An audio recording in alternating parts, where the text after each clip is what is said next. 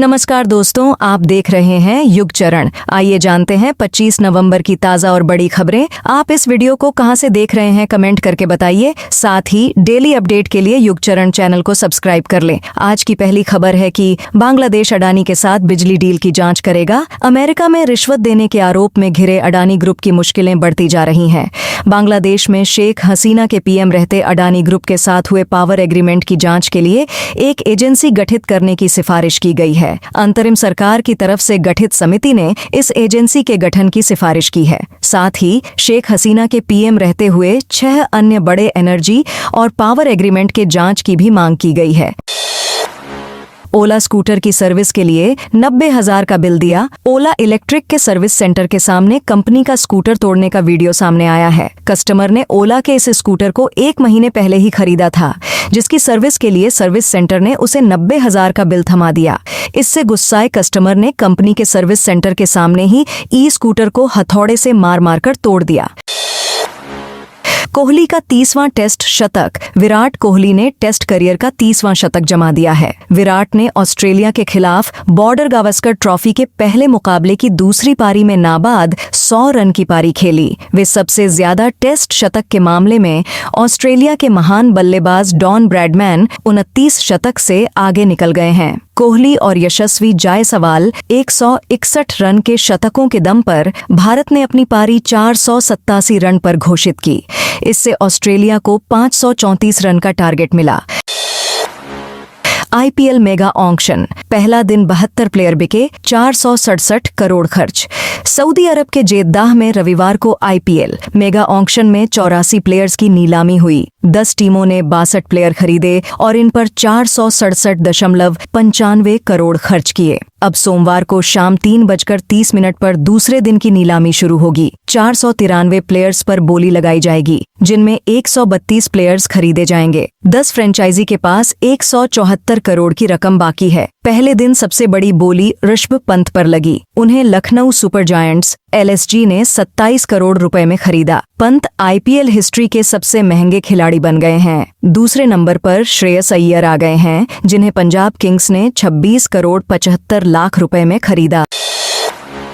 चहल। पंजाब के अर्शदीप 18 करोड़ में बिके। इंडियन प्रीमियर लीग आईपीएल 2025 के लिए मेगा ऑक्शन सऊदी अरब के जेद्दा में चल रहा है। पंजाब किंग्स ने श्रेयस अय्यर को 26 करोड़ 75 लाख में खरीदा। वह पंजाब की टीम के कप्तान बन सकते हैं। इसके अलावा पंजाब किंग्स ने मोहाली के रहने वाले बॉलर अर्शदीप सिंह को 18 करोड़ में खरीदा। रहने वाले युजवेंद्र चहल को 18 करोड़ रुपए में खरीदा। वे आईपीएल इतिहास के सबसे महंगे भारतीय स्पिनर बने। उनका बेस प्राइस 2 करोड़ रुपए था।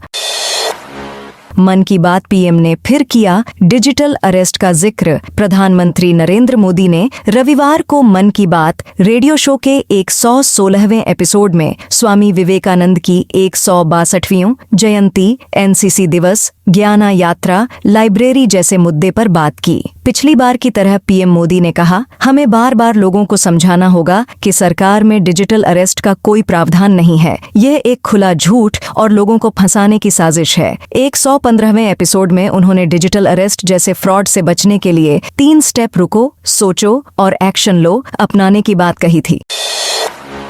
संसद का विंटर सेशन कल से। अडानी पर हंगामे के आसार। 18वीं लोकसभा का तीसरा सत्र, शीतकालीन सत्र 25 नवंबर से शुरू होने वाला है। इससे पहले रविवार को रक्षा मंत्री राजनाथ सिंह की अध्यक्षता में सर्वदलीय बैठक हुई। इस दौरान 30 पार्टियों के कुल 42 नेता मौजूद थे। कांग्रेस समेत विपक्षी नेताओं ने लोकसभा में पहले दिन अडानी मामले पर बहस की मांग की है।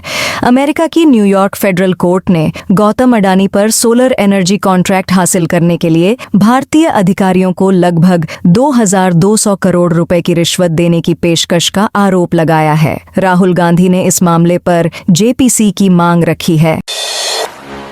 मणिपुर के जिरीबाम इंफाल घाटी में कल से खुलेंगे स्कूल कॉलेज। मणिपुर की इंफाल घाटी और जिरीबाम जिले के लिए सभी स्कूल कॉलेज 25 नवंबर से खोले जाएंगे। 18 नवंबर को इंफाल पश्चिम, इंफाल पूर्व, थौबल, बिष्णुपुर, काकचिंग और जिरीबाम जिलों में एजुकेशनल इंस्टीट्यूट बंद रखने के आदेश दिए गए थे। हालांकि इन जिलों में मोबाइल इंटरनेट बैन जारी है। शिक्षा निदेशालय के जारी आदेश में कहा गया कि राज्य के सभी सरकारी स्कूल, सरकारी सहायता प्राप्त स्कूल, प्राइवेट और केंद्रीय स्कूलों में 25 नवंबर से सामान्य कक्षाएं फिर से शुरू होंगी। महाराष्ट्र में महायुति की सरकार 230 सीटें जीतीं। देवेंद्र फडणवीस ने दुष्यंत कुमार का यह शेर 1 दिसंबर 2019 को महाराष्ट्र विधानसभा में पढ़ा था। 28 नवंबर 2019 को भाजपा से अलग होकर उद्धव ठाकरे ने कांग्रेस और एनसीपी के समर्थन से मुख्यमंत्री पद की शपथ ली थी। उद्धव ठाकरे की वजह से ही फडणवीस सीएम बनते बनते रह गए थे। 23 नवंबर 2019 को भाजपा से अलग होकर उद्धव ठाकरे ने कांग्रेस और एनसीपी के समर्थन से मुख्यमंत्री पद की शपथ ली थी। 2024 यानी 5 साल पूरे होने के 5 दिन पहले महाराष्ट्र विधानसभा चुनाव का रिजल्ट आया। भाजपा 149 सीटों पर लड़ी, 132 सीटें जीतीं। उसके गठबंधन ने 288 सीटों में से रिकॉर्ड 230 सीटें जीतीं। भाजपा का स्ट्राइक रेट 88% रहा। हालांकि वोट शेयर 26.87% में मामूली इजाफा हुआ। 2019 के चुनाव में वोट शेयर 26.10% था। 0.67 वोट मार्जिन के साथ भाजपा को 27 सीटों का फायदा हुआ। देश के 3 राज्यों में बर्फबारी, 9 में घना कोहरा। जम्मू कश्मीर के साथ साथ अब हिमाचल प्रदेश और लद्दाख में भी बर्फबारी का दौर शुरू हो गया है।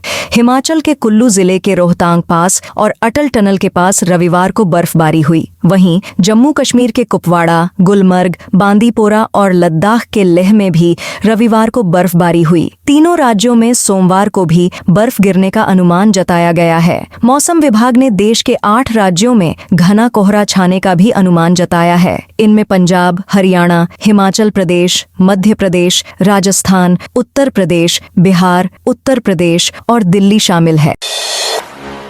रूस ने कुर्स्क में यूक्रेन से 40% इलाका वापस छीना। यूक्रेन ने अगस्त में रूस के कुर्स्क इलाके में अचानक हमले किए थे। इस दौरान यूक्रेन ने कुर्स्क के एक बड़े इलाके पर कब्जा कर लिया था। हालांकि अब रूस ने यूक्रेन के कब्जे से 40% जमीन को वापस छीन ली है। इसकी जानकारी यूक्रेन के जनरल स्टाफ के एक अधिकारी ने दी। अधिकारी के मुताबिक यूक्रेन ने कुर्स्क प्रांत में 1376 वर्ग किलोमीटर जमीन कब्जा कर लिया था। हालांकि रूस की जवाबी कार्रवाई के चलते अब ये घटकर 800 वर्ग किलोमीटर ही रह गया है। रूस ने कुर्स्क इलाके में 59,000 सैनिकों को तैनात किया है। जयशंकर 3 दिवसीय दौरे पर इटली जाएंगे। विदेश मंत्री एस जयशंकर आज 3 दिवसीय दौरे के लिए इटली रवाना होंगे। 24 से 26 नवंबर तक चलने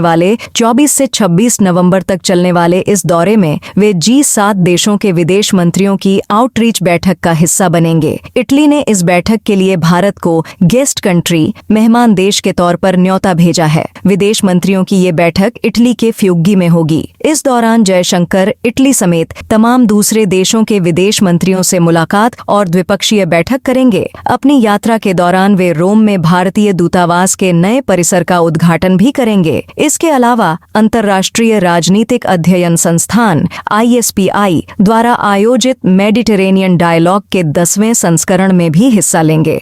तो दोस्तों, यह थी आज की बड़ी खबरें। आपने अभी तक युग चरण को सब्सक्राइब नहीं किया तो कर लें।